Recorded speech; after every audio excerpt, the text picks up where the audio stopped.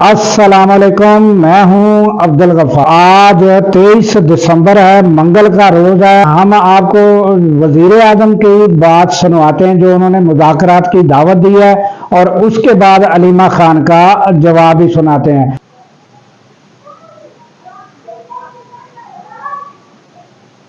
जो साथी हैं जो बात कर रहे हैं, उन्होंने मैंने आज अखबार में पढ़ा है डायलॉग की, तो मैंने तो असम्बली में डायलॉग की उनको दावत दी, उससे पहले भी दावत दी, उसके बाद भी दावत दी। अगर वो उसके ऊपर तैयार है तो गवर्नमेंट ऑफ पाकिस्तान बिल्कुल तैयार है, क्योंकि पाकिस्तान में तरक्की और खुशहाली के लिए तमाम पॉलिटिकल पार्टीज़ में हामनी होनी चाहिए, लेकिन इसकी आड़ में गैर कानूनी और ब्लैक मेलिंग वो नहीं हो सकती।